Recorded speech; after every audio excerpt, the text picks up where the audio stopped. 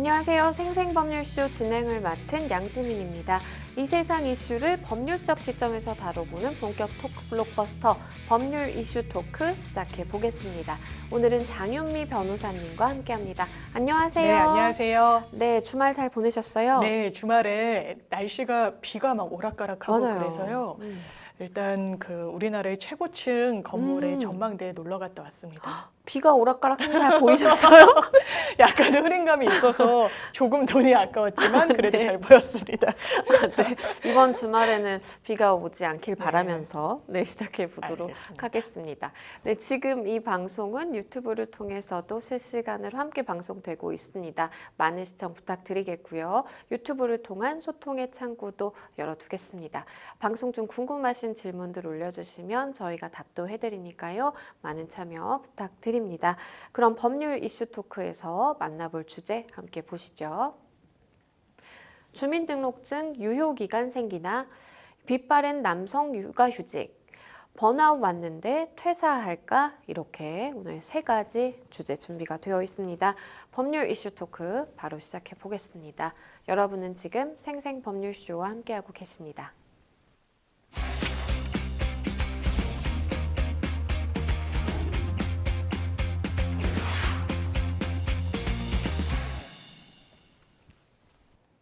네, 첫 번째 법률 이슈 토크로 바로 가보겠습니다.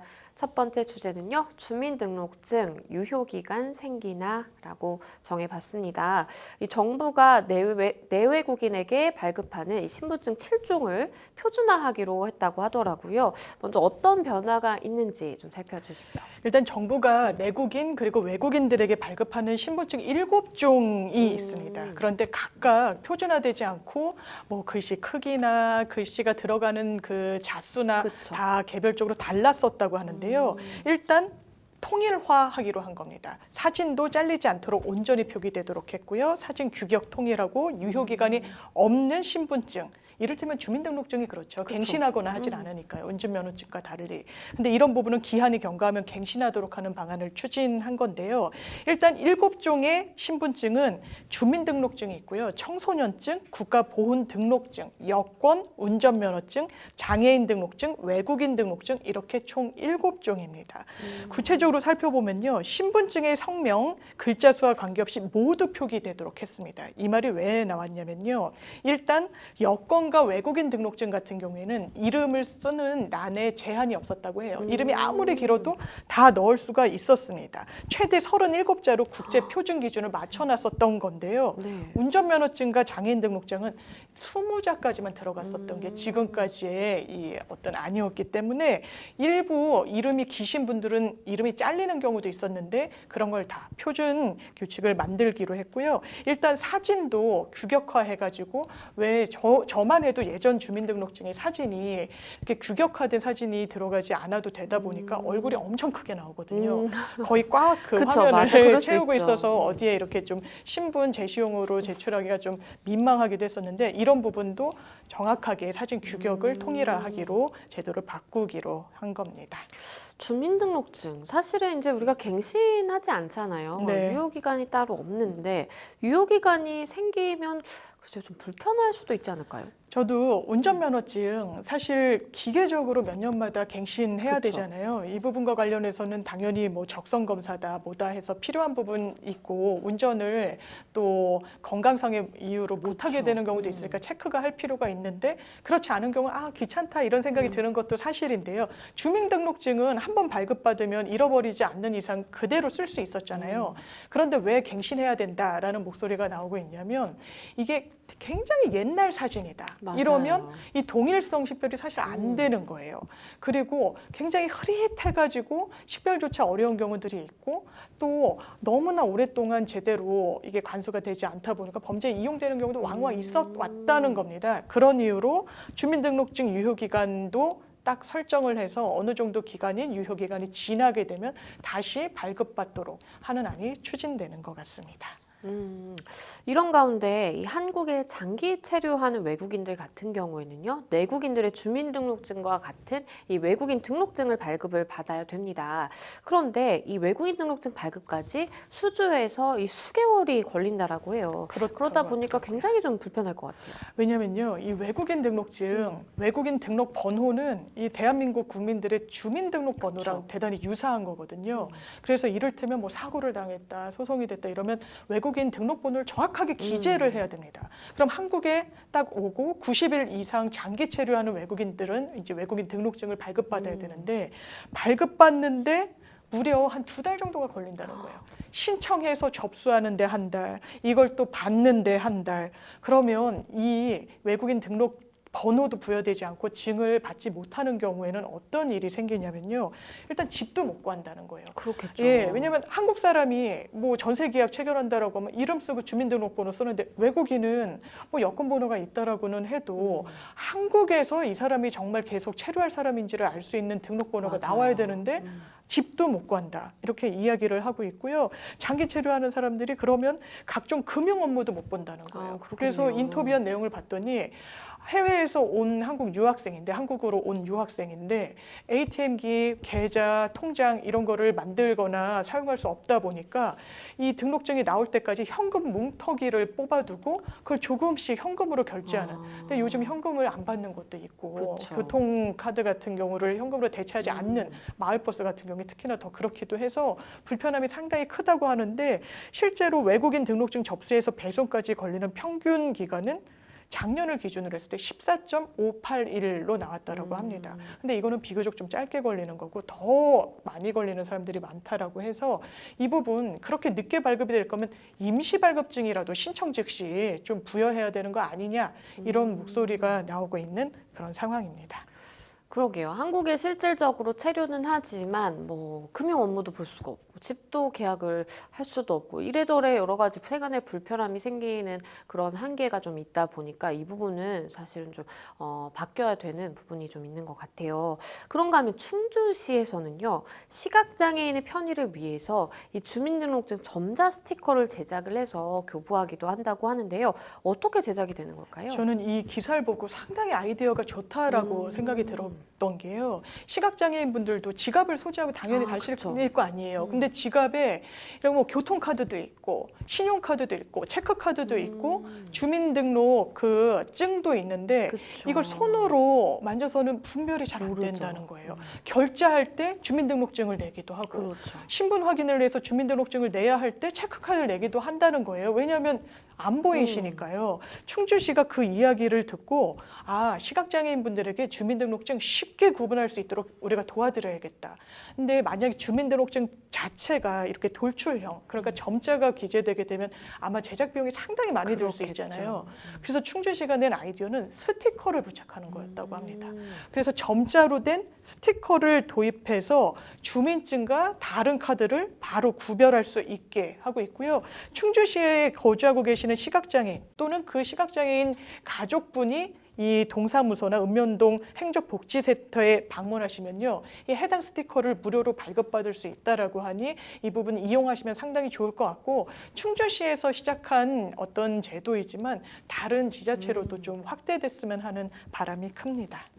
그러게요. 굉장히 좋은 아이디어 같네요. 이 위 변조에 취약하고 그리고 수록된 사진이 오래돼서 사실상 이 본인 확인이 어려운 이 2006년 11월 1일 이전에 발급한 주민등록 소지자에 대해서 무료 발급을 실시하고 있는 이 지자체도 있다고 합니다. 그렇습니다.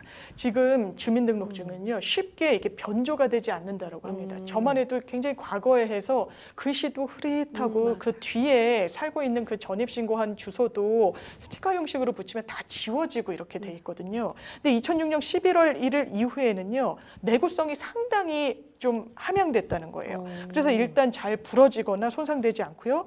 인쇄하는 것도 레이저로 하고 있기 때문에 지워지지도 않는다라고 합니다. 그리고 이름, 주민등록번호 만져보면 이렇게 오톨도톨하게 촉감이 있는데 이게 도듬 문자로 처리돼서 더 오랫동안 내구성을 견지할 수 있도록 됐는데 문제는 그 이전에 발급받은 주민등록증인 거죠. 이 부분에 대해서는 식별도 어려워지고 글자도 지워지고 사진도 흐릿해지고 그렇죠. 해서 이게 실제 실제로 뭐 범죄에 악용될 수도 있고 주순 사람이 찾아주려고 해도 이게 식별이 맞는지 헷갈릴 수도 있는 그런 부분이 있어서 2006년 11월 1일 이전에 발급한 주민등록 소지자 같은 경우에는요, 이 부분을 무료로 재발급해주는 서비스를 군산시 등에서 시행하고 있는 상황입니다. 한편 이 플라스틱 카드 형태의 주민등록증과 법적으로 효력이 같은 모바일 주민등록증이 내년 하반기에 도입이 된다라고 하는데요. 주민등록증을 보여줘야 하는 곳에서 우리 핸드폰 사실 늘 들고 다니잖아요. 그렇죠. 이렇게 모바일로 할 수 있으면 되게 편할 것 같아요. 그렇습니다. 일단 운전면허증 같은 경우에는요, 이 모바일 신분증으로 대체하는, 그쵸. 그러니까 플라스틱으로 갖고 있는 것과 동일한 거예요. 지금 뭐 주차 위반하셨는데, 정차 위반하셨는데 운전면허증 좀 보여주시죠 했을 때 플라스틱 대신 이 휴대전화에 있는 운전면허증 이 모바일로 제시를 해 동일한 효력이 인정됐었다는 겁니다. 운전면허증은. 주민등록증도 이 모바일 주민등록증도 이미 도입이 돼서 이 상시화되고 있긴 했는데 모바일 주민증만으로는 이 실물 주민등록증을 대체할 수 없었다는 거예요. 그런데 앞으로는 이 모바일 주민등록증도 완전히 이 플라스틱 카드형 주민등록증과 동일하게 취급을 하도록 하겠다. 이를테면 그런 거겠죠. 법정에 나갔을 때 이 사람 맞는지 증인이 제대로 우리가 부른 증인이 맞는지 주민등록증으로 그렇죠. 확인을 하잖아요. 그때 저 주민등록증 없습니다. 휴대전화에 있어요라고 해서 식별이 되면 그렇죠. 이제는 이거 법적 효력이 있구나라고도 볼 수 있는 건데요. 일단은 이렇게 되기 위해서는 올 하반기에 주민등록증 법이 개정이 돼야 된다고 합니다. 그래서 관련 규정을 바뀌고 한 1년 내 시행 예비 기간을 거친 뒤에는 내년 하반기부터 모바일 주민등록증 발급이 가능해지기 시작할 것이라는 게 관련 부처의 설명 내용입니다.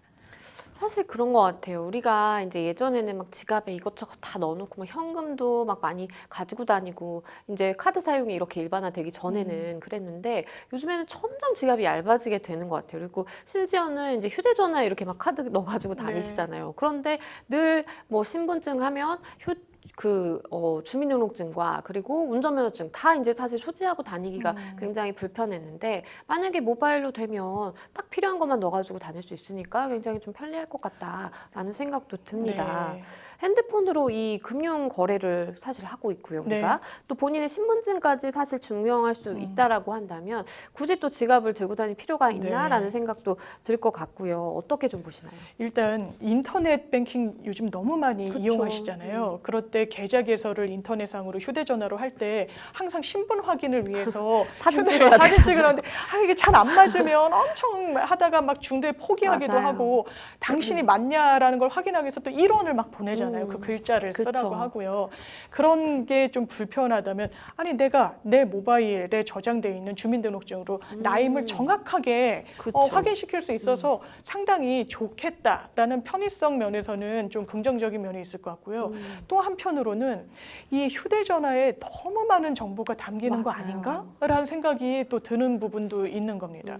휴대전화에 과거에는 사실 누구랑 전화를 주고받았는지 수발신 내역 정도만 있었는데 이제 문자, 카카오톡, 텔레그램으로 너무나 많은 내역들이 근거로 남게 되고 금융 정보도 있고 또 이걸로 결제까지 하다 보니까 이 사람이 어디 가서 뭘 먹었는지 어딜 들렀는지 누굴 만났는지 휴대전화에 너무 많은 정보가 들어가는 것 같은 거예요. 맞아요. 만에 하나 이 보안이 뚫린다면 이거 어떻게 해야 되나. 큰일이죠. 그리고 이제 수사로 넘어와서 보면 휴대전화는 당연하게도 아주 기본적인 압수수색 증거물이 되기도 하는데 지금 관행상 휴대전화는 이 시기 특정 이렇게 딱 특정을 하지 않는다라고 하더라고요. 그러니까 압수수색 영장에 법원 영장 발부 이제 신청을 할 때도 휴대전화, 아무 개의 휴대전화로만 쓴다는 거예요. 그러면 너무나 많은 정보를 그렇죠. 추출할 수 있고 물론 뭐 변호인이나 당사자 입회하에 사건과 관련된 것만 추출한다고 하더라도 이게 사실 한계가 있잖아요. 그리고 이 일을 막 그렇게 세게 하기도 어려운 사정이 있고 그래서 이게 명과 암이 좀 분명히 존재하는 것 같습니다. 그러게요. 사실 편의적인 측면은 굉장히 좋겠지만 또 다른 측면을 생각해 보면 좀 걱정이 되기도 합니다.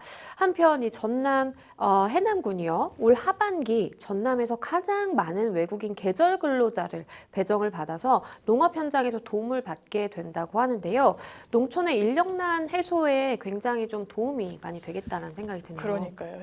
일단 이 농촌에 가보면 거의 청년들은 외국인 근로자들이 거의 대부분이죠. 있어요. 저도 얼마 전에 이사를 하게 됐는데 이삿짐을 날라주시는 분이 거기에 팀장격인 분만 한국인 분들이시고 다 외국인 분들이셨어요. 몽골 뭐 이쪽에 그 외국인 분들이셨는데 해남 같은 경우에는요, 이 외국인 계절 근로자라는 표현을 쓰는데 이게 딱 일손이 굉장히 몰릴 시점이 있잖아요. 네, 그쵸. 그때 한시적으로 입국을 허용하는 거예요.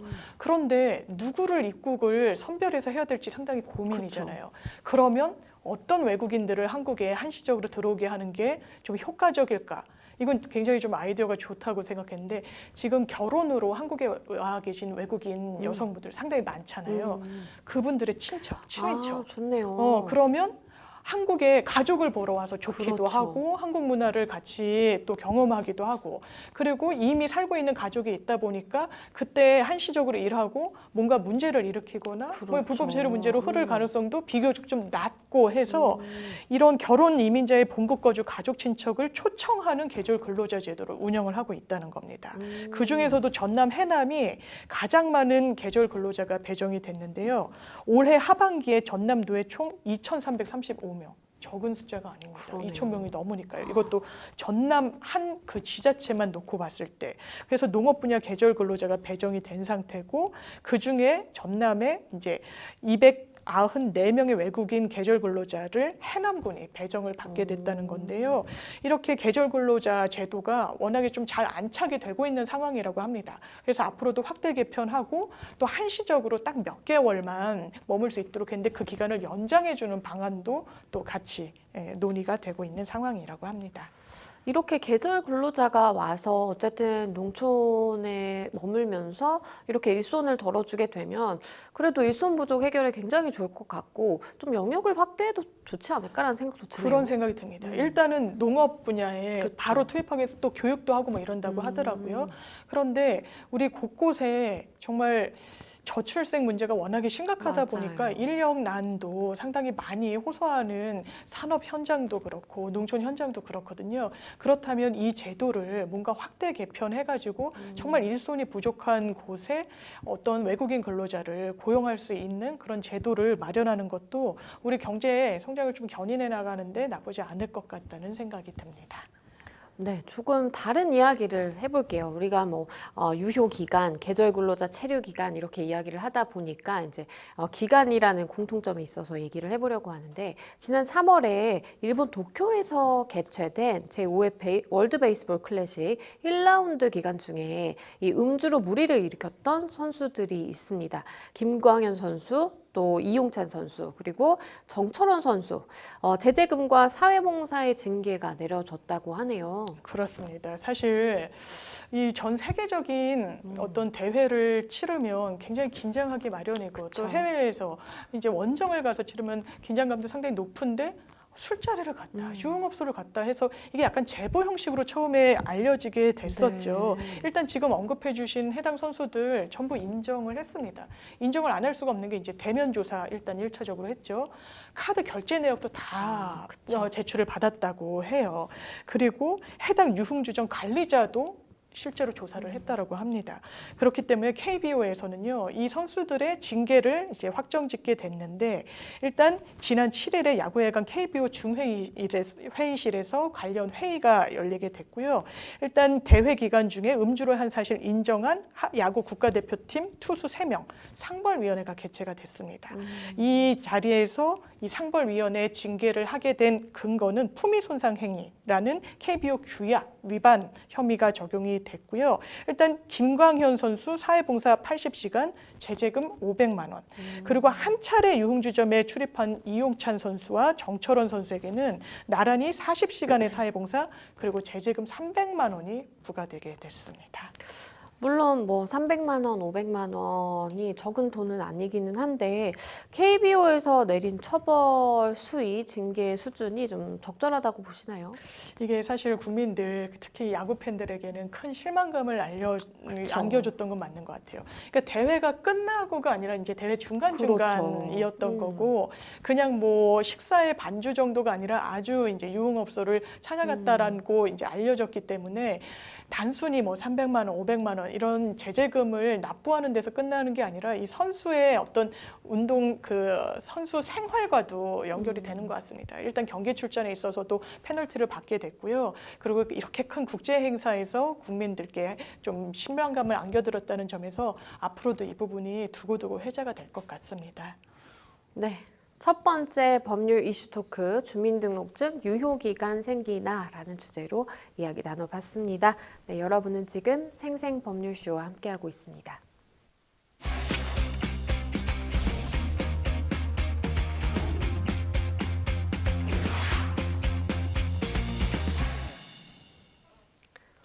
네, 법률 이슈 토크 두 번째 주제로 가보겠습니다. 저희가 준비한 주제는요, 빛바랜 남성 육아휴직입니다. 한국 아빠들은 이 OECD에서 가장 긴 육아휴직을 쓸 수는 있지만 실제 사용률은 한 자릿수에 그치는 것으로 지금 나타나고 있네요. 좀 안타깝네요. 그렇죠. 일단 제도적으로는 한국이 육아휴직을 쓸 수 있는 기간이 제일 긴 나라라고 합니다. OECD 나라 중에. 그러니까 제도는 잘 마련이 된 거예요. 그러게요. 그런데 사용은 꼴찌라는 수치가 있습니다. OECD 경제협력개발기구 국가 중에서 한국 아빠들 가장 긴 육아휴직 쓸 수 있도록 제도적인 도입은 마련돼 있지만 실제 사용률은 한 자릿수에 그치고 있기 때문인데요. 관련 자료를 보면 2021년 기준 육아휴직자 가운데 남성은 20%에 머물렀습니다. 일단 한국에서 여성의 경제활동 참가율은 한 60%대에 이른다고 하거든요. 네. 이게 OECD 평균에는 미치지가 못하는 거예요. 그런데 이런 점을 고려하더라도 남성 육아휴직자 비율이 너무 낮다는 겁니다. 그렇다면 다른 나라를 보면요. 스웨덴, 아이슬란드, 포르투갈, 노르웨이 육아휴직 남성 할당제를 시행하고 있는 나라들이라고 합니다. 그리고 덴마크 같은 경우에도요. 육아휴직자 중 남성이 40%, 우리나라의 2배인 거예요. 룩셈부르크 훨씬 상해에서 남성의 육아휴직 사용률이 53%, 여성보다도 많은 겁니다.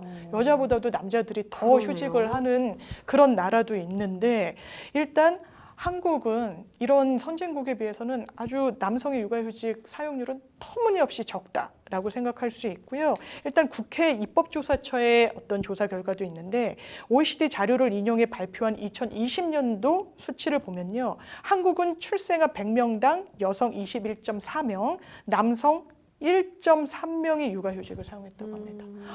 여성은 21.3명, 이것도 100명당 너무 적은 숫자인데 남자는 육아휴직이 아이 100명당 1.3명, 너무나 적은 정말 놀라운 수치인데요. 이게 OECD 선진국가들과는 너무나 큰 차이를 보여주는 지표 내용이 아닐 수가 없습니다. 사실 이런 것들이 다 이제 합쳐져서 사실 저출산 문제가 발생하게 되는 거 아닌가라는 생각도 들고요. 그런데 서울시가요, 국내 공공기관 가운데 처음으로 이 배우자 출산휴가 의무 사용제를 도입한다고 하는데요. 자세한 내용 어떻게 될까요? 일단 전국 지자체 중에 서울시가요, 공공기관 가운데 처음으로 배우자 출산휴가 의무 사용제. 그러니까 이제 아빠도 남성도 출산휴가를 반드시 가야 된다. 아내가 아기를 낳아도 출산휴가 안 가고 한 반차 정도 내고 이제 아기 낳을 때 보고 뭐 이런 정도가 더 많죠. 그런데 이게 정말 현실에서는 유야무야해서 막 적극적으로 신청하고 이런 사람 거의 없습니다. 불이익이 또 그렇기도 하고 눈치가 보이기도 하고요. 그런데 아까 말씀드렸다시피 제도는 있거든요. 그러니까 신청하지 않아도 그냥 의무적으로 이건 가야 되는 거다. 당신 부인, 배우자가 아이를 낳았으면 무조건 쉬어라 라고 하는 걸 서울시가 아주 처음으로 시행을 하는 겁니다. 좋네요. 지자체 중엔 처음으로. 그리고 서울시뿐만 아니라 그 산하 여러 공공기관들이 있잖아요. 그렇죠. 공공기관들에도 같이 시행을 하겠다는 건데요.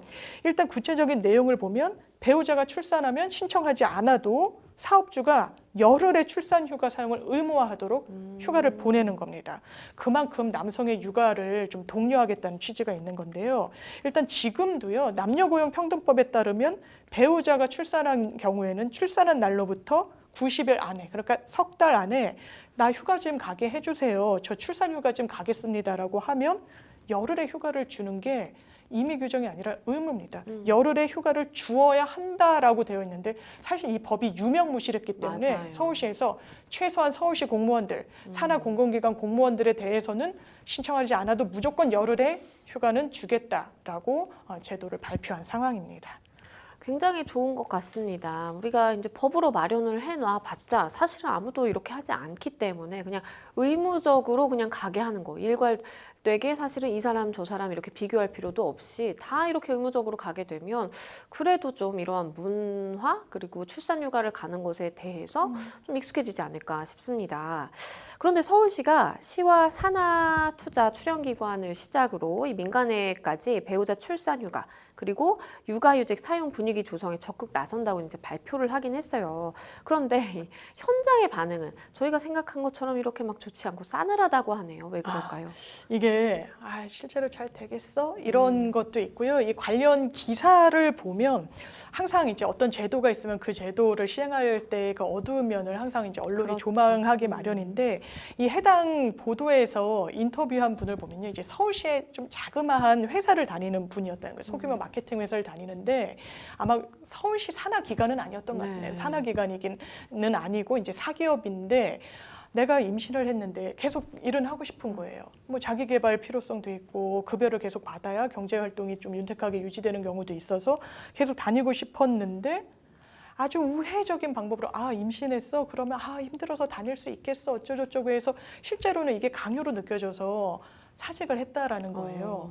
그런데 근로기준법 74조를 보면요. 일단 임신을 한 근로자가 임신 후 12주 이내 또는 30주 이후에 한 근로시간 좀 단축 좀 해주세요. 이게 물론 기준은 있습니다. 하루에 2시간이에요. 뭐 더 많이 저 회사 일 좀 줄여주세요. 이렇게 할 수는 없는 거잖아요. 그래서 하루에 2시간 좀 근로시간 단축을 요구하면 그걸 사용주는 받아들이도록 되어 있습니다. 그리고 근로자에게 넌 일을 2시간 정도 덜 하니까 임금을 덜 받아가라라고 할 수도 없어요. 법이 그렇게 돼 있습니다. 그런데 현장에 과연 그러냐? 임신하면 근로 시간도 편의를 봐주고 해야 되지만 권고사직을 하는 분위기가 아직 사라지지 않았다는 거죠. 그러면 임신했다는 이유로 사실상 당사자로서는 직장에서 쫓겨나는 셈인데 아니, 남편한테 출산 휴가를 주는 게 무슨 소용이 있냐라는 하소연이 또 나오고 있는 실정이기도 합니다. 이 정치권에서는요, 이 부당 대우 육아휴직자 구제 법안이 발의되기도 했다고 하는데요. 어떤 내용을 담고 있을까요? 일단 육아휴직은 법에 다 규정이 돼 있는 거예요. 쓸 수 있도록. 남녀고용평등법에도 아까 말씀드렸다시피 90일 이내 신청하면 열흘 동안 가도록 되어 있는데 실제로 이거를 쓰려고 했더니 굉장히 불이익이 좀 있었다는 거죠. 그쵸. 그럼 당신 육아휴직, 출산휴가 썼더니 사용주가 이렇게 뭐 싫은 말도 하고 뭐 좀 비판도 하고 불이익도 줬는데 어떻게 했습니까? 라고 했더니 대부분이 참고 넘어갔다라고 답변을 했다는 거예요. 그래서 이 더불어민주당의 유정주 의원이 그 개정안의 내용은요. 육아휴직을 했는데 노동자가 회사로부터 불리한 처우를 받게 됐다. 그러면 바로 즉각적으로 노동위원회의 시정제도를 통해 구제받을 수 있도록 한 겁니다. 그러니까 뭔가 문제 제기를 하고 이의 제기를 할 수 있는 통로를 좀 간소화했다라는 의미가 있는 그 관련법 개정안을 대표 발의한 상황인데요. 일단 개정안 내용을 보면요. 육아휴직을 이유로 불리한 처우를 당한 노동자 같은 경우에 지방노동위원회에 시정 신청을 할 수 있게 됐고요. 차별이 인정되는 경우에는요. 노동위원회에서 바로 사업자에게 시정 명령을 부과하도록 하는 내용을 법안에 담고 있습니다. 그런데 이런 이야기도 들리네요. 이 정부가 육아휴직 기간을 현행 1년에서 이 최장 1년 6개월로 늘리겠다고 밝혔지만 이 추가되는 6개월간의 휴직급여 지급 여부를 아직 결정하고 있지 못하다라는 이야기도 들립니다. 그렇습니다. 일단 아이를 낳지 않는 문제가 너무너무 심각하죠. 그쵸. 뭐 OECD 국가 중에서 꼴찌고 이렇게 문제가 심각해진 지 상당히 오래됐는데 출산율이 전혀 오르고 있지가 않거든요. 그러니까 정부에서는 여러 방안을 모색하고 있는 겁니다.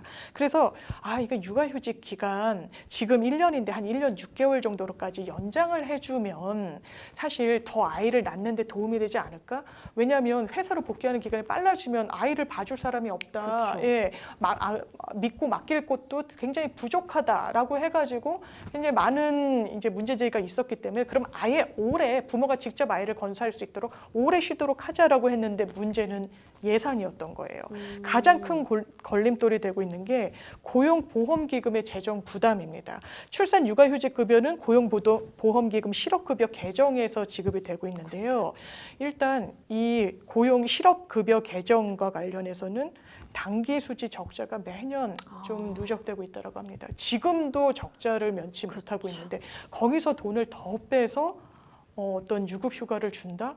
상당히 좀 실현되기가 부담이죠. 어려운 부분이 있는 거죠. 그래서 예산, 돈 문제 때문에 물론 1년 6개월을 더 쉰다라고 했을 때 지금과 같은 현실에서 회사에 눈치 보지 않고 그걸 다 온전히 쓸 수 있을까의 문제도 있지만 실제로 다 쓸 수 있다고 하더라도 누가 늘어나는 6개월 동안 월급을 안 준다고 하면 쉴 수가 있겠어요. 그렇죠. 그러니까 유급휴가 형식으로 가져가야 되는데 지원할 수 있는 예산은 없고 해서 상당히 좀 어려움이 큰데 이 절충색 문제는 한국의 경제 발전 앞으로의 미래와도 워낙에 밀접하게 연관이 돼 있다 보니까 좀 예산 같은 것도 선제적으로 편성하고 좀 지원해야 될 필요가 높지 않을까 생각해 봅니다.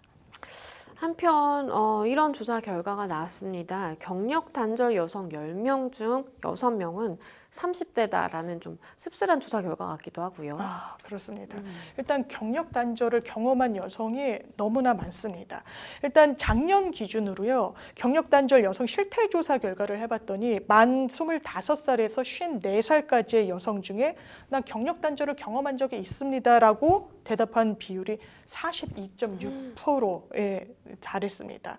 이게 그 전년도의 조사보다 무려 한 7.6%포인트가 증가한 수치라고 해요. 아무래도 이제 코로나도 있었고요. 그래서 회사에서 좀 퇴직을 하신 분들도 있는데요. 이게 또 양극화 현상이 있는 게 이를테면 일가정 양립제도, 그러니까 직장 내에 어린이집도 잘 갖춰져 있고 이런 어떤 대기업이나 그런 기관에 다니시는 분들은 그 이용률이 상당히 높아져서 경력 단절 비율이 상당히 떨어진다라는 겁니다. 그리고 또 하나의 문제는요. 육아휴직까지 사용한 후에 직장에 복귀하지 못했기 때문에 경력 단절이 시작이 되는 건데 왜 직장으로 제대로 복귀하지 못했습니까? 라고 물었을 때요. 아이랑 직장 다니면서 아이 키우는 걸 도저히 못하겠어요. 라고 얘기했던 비율이 39.9%, 거의 40%에 육박했고요. 일단 우리 아이를 봐줄 사람이 없어요. 이거는 직장을 갈 수가 없잖아요. 아이를 데리고 다닐 수가 없다 보니까요. 그렇게 응답한 비율도 29.7%. 그리고 믿고 맡길 시설이 없어요. 라고 답변한 분들도 10.7%였고요. 그렇기 때문에 전문가들은 이게 어떤 제도적인 보완을 하는 데 있어서 남성, 여성 가리지 않고 모든 부모가 같이 이 제도를 누릴 수 있도록 하는 게 이 여성의 경력 단절을 좀 낮출 수 있는 방안이라고 설명을 하고 있습니다. 고용노동부가요, 이 20명의 엄마, 아빠, 근로자로 구성된 워킹맘, 워킹데디 현장 멘토단 발대식을 개최를 했습니다. 워킹맘과 워킹데디가 직접 이 육아 지원 등에 대한 의견을 내게 된다고 하네요. 이게 이제 이 워킹맘, 워킹데디의 멘토단이잖아요. 그러니까 이제 엄마, 아빠 선배들. 아이를 이때는 어떻게 키워야 되고 어린이집을 제대로 못 넣었는데 이때는 어떤 도움을 받아야 되고 정말 깨알 같은 정보를 공유할 수 있는 이런 워킹맘, 워킹데디 현장 멘토단을 발족한 거데요. 일단은 이 부분과 관련해서 좀 실효성 있는 조언을 받는 거는 미리 그런 체험을 하신 분들, 경험이 있는 분들로부터 들으면 훨씬 도움이 많이 되는 경우가 있기 때문에 정부 차원에서도요, 이런 멘토단 발대식을 했고, 일단 여기에서 이 발대식에서 나온 말들 중에 또 여러 아이디어들이 있었는데, 대기업과 중소기업 간의 어떤 복지 혜택 차이가 좀 있다 보니까 중소기업에 다니는 근로자들 육아휴직 시에 대체 인력을 정부 차원에서 좀 대폭 지원해 달라라는 아이디어도 나왔다고 하고, 이 부분과 관련한 아이디어는 앞으로도 계속 제도 개선을 하는 데 있어서 고용노동부에서 수렴해 나갈 예정이라고 합니다. 그렇다면 사실 이 부분도 궁금하네요. 이 우리보다 먼저 여성 경력 단절 문제를 겪은 해외 다른 국가들은 이 문제를 좀 어떻게 해결하고 있을까 궁금한데요. 일단 스웨덴이 상당히 이 저출산 문제로 고민을 하다가 이 제도를 도입하고서 실제로 출산율이 높아졌다라고 하더라고요. 이게 뭐냐면 육아휴직 기간을 딱 정해놨어요. 480일. 이것도 상당히 좀 길긴 한데요. 1년이 넘으니까요. 부부 한쪽이 무조건 90일 이상을 써야 된다는 겁니다. 그러면 아마 엄마가 대부분을 쓰려고 하겠죠. 그렇죠. 그런데 90일은 무조건 아빠가 쓰도록 돼 있는 거예요. 그러니까 같이 육아휴직을 쓰니까 실제로 95년도에 1.7명이던 합계 출산율이요. 2010년도에 2.0명까지 올라왔다고 합니다. 왜냐하면 인구가 유지되기 위해서는 한 부부가 최소한 2명을 낳아야 되는 거잖아요.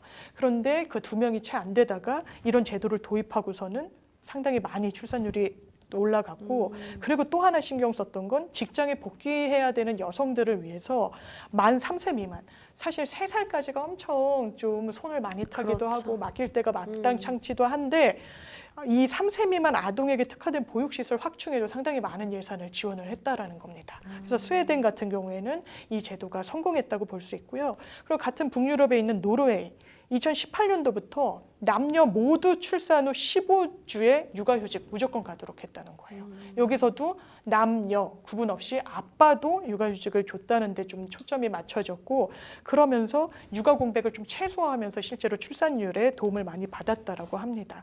그리고 프랑스 같은 경우에는 결혼하지 않고 아이를 출산하는 비혼 출산율이 절반을 넘는다라고 합니다.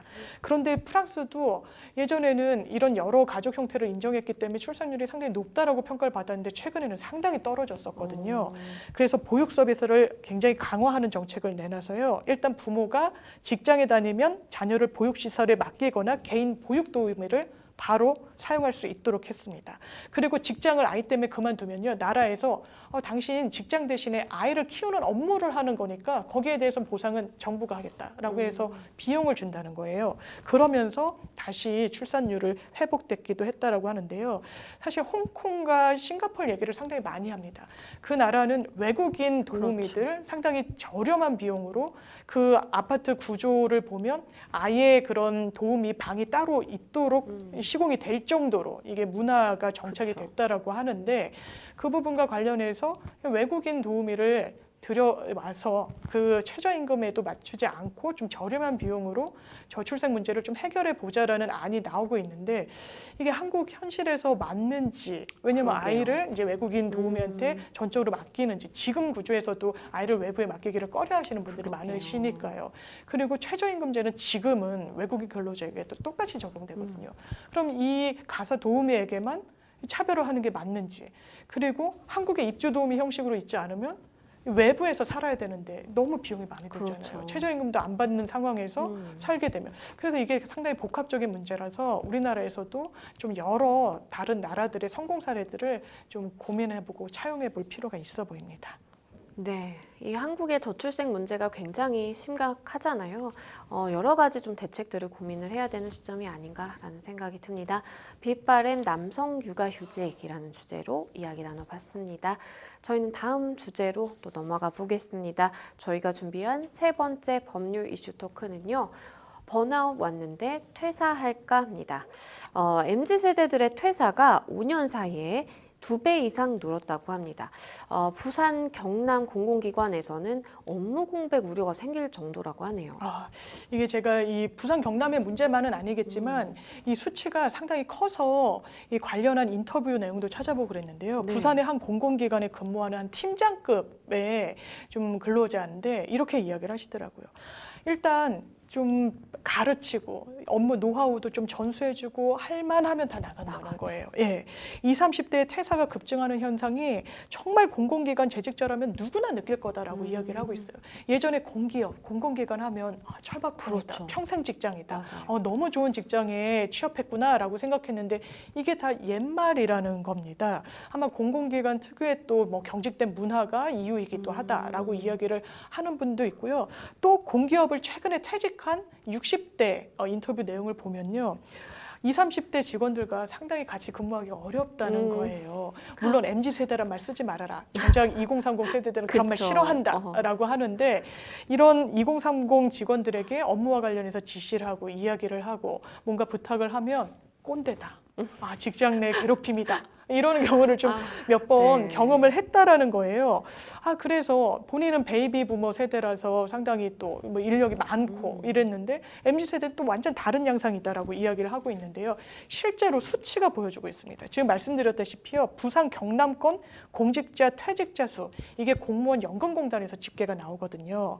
보면 2022년 기준 작년도 기준으로요. 부산에서 입사 4년 차 미만이 공공기관 퇴사한 경우가 548명이에요. 상당히 많죠. 경남 562명.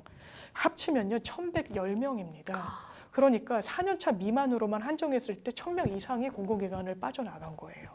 그리고 이거는 2018년도부터 집계를 보면 매년 증가하고 있습니다. 그리고 퇴직자 10명 중에 6명이 30대예요. 이제 막 이 기관에서 그렇죠. 조직에서 허리 역할을 하고 일을 좀 시킬 만한가 했더니 다 퇴사를 한다는 거죠. 일단 그 원인이 어디 있을까 짚어보면 일단 공공기관을 지원했을 때부터 워라밸을 중요시하는 분들이 많이 취업을 그쵸. 한다는 거죠. 내가 딱 9 to 6 하고 나머지 시간은 여유를 즐길 줄 알았는데 그렇죠. 입사해보면 또 말처럼 현실은 그렇진 다르죠. 않고 그래서 임금보다는 안정성 택했는데 안정성과 적정한 업무량에 대해서도 불만이 있어서 그런 거 아니겠느냐라는 또 어떤 분석이 나오고 있기도 합니다.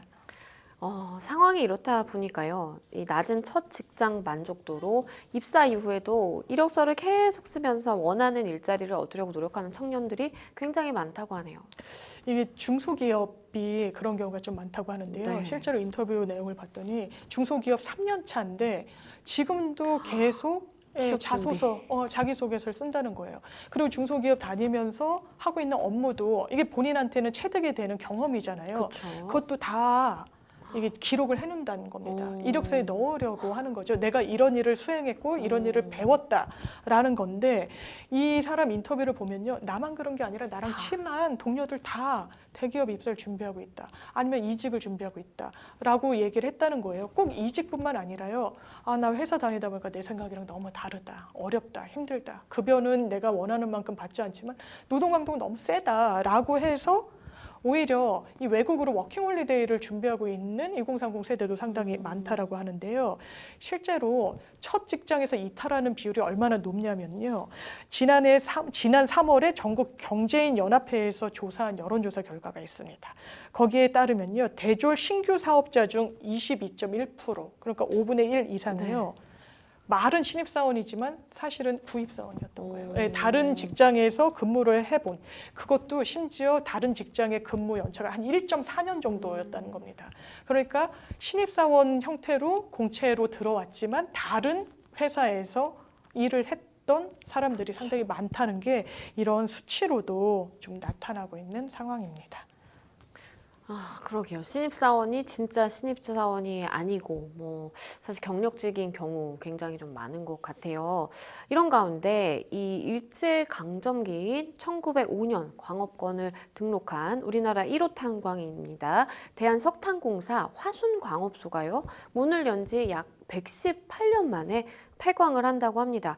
그런데 이로 인해서 이 실직자들도 좀 생겨나지 않을까 싶은데요. 그러니까요. 지금 이런 탄광에서 지금 문을 닫는 탄광에는요. 근무하고 계시는 분이 269명이라고 합니다. 적은 숫자가 그러네요. 아니에요. 지금 국내 1호 탄광 화순광업소인 건데요. 여기가 한때는 정말 많은 석탄을 정말 채굴하는 곳이었다고 합니다. 호황기를 누리던 게 60년대였는데 강원 삼척, 영월, 태백 탄광과 함께 국내에 4대 탄광으로 명성을 알리기도 했었는데요. 이제는 역사 속으로 저물게 되는 거죠. 이 부분이 왜 1호 탄광이다라고 하냐면요.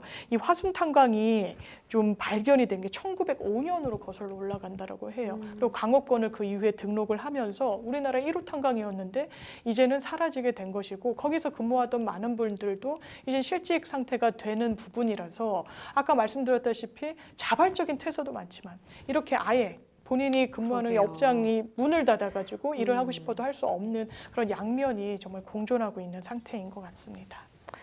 한편요, 이 사측의 처우에 항의하면서 무단 결근한 직원 4명이 있습니다.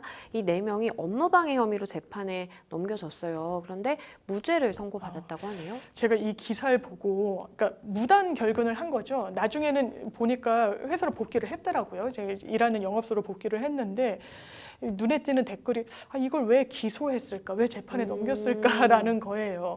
왜냐하면 내가 무단 결근할 수도 있잖아요. 그런데 이제 검사가 이 기소까지 한 데는 이유는 있었던 것 같습니다. 그러니까 한 명이 아니라 4명이 무단으로 했던 건데요. 이 일은 광주의 한 휴대전화 영업지점에서 있었던 일이에요. 네. 일단 근무하던 한 사람이 점주를 찾아갑니다. 네. 그게 지난해 5월이에요. 그래서 아니 왜 사장님 직원들 욕을 하고 다니십니까? 항의했어요. 뭐가 이제 있었나 봐요, 불만이. 그리고 왜 건강보험료를 내주시기로 한 거 내지 않으세요? 그리고 급여도 우리는 다 똑같이 받고 있는 줄 알았더니 알고 봤더니 차별로 지급하고 계셨네요 라고 얘기했는데 제대로 좀 갈등이 봉합되지 않은 거예요. 그래서 일단 항의 의사표시한 다음 날 오후부터 일을 하지 않고요. 그리고 다시 계속 무단 결근을 하게 됩니다. 그런데 이때 같이 무단 결근을 한 사람들이 4명에 있었던 거예요. 그러니까 업주가 아마 문제를 삼은 것 같아요. 이건 내 업무를 방해한 거 아니냐라고 해서 문제를 삼고 재판에 넘겨줬는데 재판부가 이런 정도까지 처벌을 한다면 이 가벌의 범위가 너무 넓어진다라고 했어요. 그리고 이 업무방해에는 요건이 있는데 위력이나 위계 둘 중에 하나가 있어야 되는데 위계, 그래서 속이면서 업무방해를 한 건 아니니까 이제 위계는 아니고요. 그러니까 위력이다. 이게 유형력을 행사한 거다라고 했는데 그렇게 볼 수 있을 것인지. 그리고 유형력 행사한다고 하려면 이 4명이 집단 행동을 한 거잖아요. 그럼 같이 뭔가 공모를 했나라고 봤더니 그럴 만한 또 정황은 없다라는 거예요. 그러니까 각각이 이 사장에 대한 불만으로 무단 결근을 했는데 이거를 형사처벌 업무방해로 하게 되는 건 너무하는 거 아니냐라는 이유로 무죄가 선고가 됐습니다. 집단 퇴사라든지 뭐 집단 사실 뭐 결근이라든지 이런 경우에 이제 업무방해가 아니다라고 이제 이야기를 한 건데요. 폭력적 수단이 없었기 때문에 사실은 이런 판결이 날 수 있지 않았나 싶습니다. 그런가 하면요. 간호사들이 주 4회 식사를 걸러야 할 정도로 이 경무에 시달린다는 조사 결과가 나왔습니다. 보건의료 노조의 조사 결과인데요. 이게 지표도 상당히 많아요. 이게 설문조사를 했을 때 간호사 31,672명을 대상으로 했거든요. 그래서 일단 물었습니다. 평균 주 4회 식사를 거를 정도로 휴식을 보장받지 못하는가에 거의 대부분이 그렇다라고 답변을 했고요. 식사를 거르는 횟수 조사해봤더니 일주에 5회. 그럼 거의 뭐 점심 제때 못 먹는다는 거죠. 거의 매일 못 먹는다고 이야기한 간호사분들이 45.1%였어요. 그리고 연장 근무는 거의 대부분이 한다고 했습니다. 응답자의 43.5%가 하루에 45분에서 1시간 반은 추가 근무를 하고 있어요. 10명 중 1명은 1시간 반 이상 추가 근무를 한다라고 그랬어요. 그리고 이거는 아마 정부에서 좀 손질을 보겠다고 하는데 야간 3교대라는 게 있다는 겁니다. 그럼 8시간씩 잘라서 24시간을 잘라서 근무를 하는 건데 밤샘 근무를 하는 거예요. 건강에 상당히 좀 마이너스가 되는 거죠. 3교대 근무자는 73.2%였어요. 거의 대부분의 간호사분들이 한다고 보면 되는데 이 중에 91.8% 거의 대부분이 자국계도 피로감이 전혀 가시지 않는다라고 이른바 번아웃 증세를 호소하기도 했습니다. 굉장히 좀 이 열악한 근무 환경이랄까요? 이게 좀 심각한 것 같은데 그런데 이런 청년들도 있습니다. 일을 안 하는 것뿐만 아니라 내가 뭐 재취업이라든지 이런 준비를 하는 것도 아니고 그냥 쉰다라고 하는 청년들이 점점 증가하고 있다라는 조사 결과도 있네요. 나 그냥 쉰다. 그러니까 그냥 쉰다라는 건 단순히 실직이 아니라 실직 상태에서 벗어나려는 구직 활동도 하지 않는다라고 응답한 청년이 39만 명이라는 겁니다. 적은 수치는 아니죠. 이 부분이요. 통계청에서 조사 결과 비경제 활동 인구 중 이 집계를 내봤을 때 그냥 쉬고 있다라고 한 응답층이었는데요. 특히 이 39만 명 중에 직장 다닌 적 있어요? 라고 물었을 때 그렇다라고 답변한 청년층이 29만 2천 명이었어요. 대부분은 회사 다녔다가 구직 활동을 그냥 접어버린 겁니다. 더 이상은 취직할 의사가 상당히 없게 된 건데요. 여러 사회적인 원인이 좀 제기가 되고 있습니다. 이제 경제 불황 그리고 코로나 때문에 퇴사를 한 이후에 직업 잡기가 너무 어려워졌다. 라는 이야기도 있고요. 일단 입사가 너무 어렵고 장기간 되다 보니까 청년층이 지치고 있다는 겁니다. 그리고 취업을 하더라도요. 이게 일자리 질이라는 게 본인의 만족도와는 너무 괴리가 큰 거죠. 그러면 아, 내가 다시 취업을 위해 노력하는 게 의미가 있을까라는 생각을 한다는 거죠. 그러니까 단기 아르바이트 정도로 그냥 생활을 영위해 나가는 청년층의 비율이 상당히 많이 나오고 있는 그런 상황입니다. 네, 참 번아웃의 종류도 많기는 한데 재취업의 번아웃도 이렇게 있는 것 같네요. 번아웃 왔는데 퇴사할까라는 주제로 이야기 나눠봤습니다. 네, 생생법률쇼 마칠 시간이 다 됐는데요. 오늘 함께해 주신 장윤미 변호사님 감사합니다. 네, 감사합니다. 네, 생생법률쇼 준비한 내용 여기까지입니다. 시청해 주신 여러분 고맙습니다. 금방이라도 올 것 같아. 괜찮아, 우리 가자. 걱정은 잠시 내려놓고 대신 가볍게 짐을 챙기자. 실컷 웃고 다시 돌아오자. 거기서는 우리 아무 생각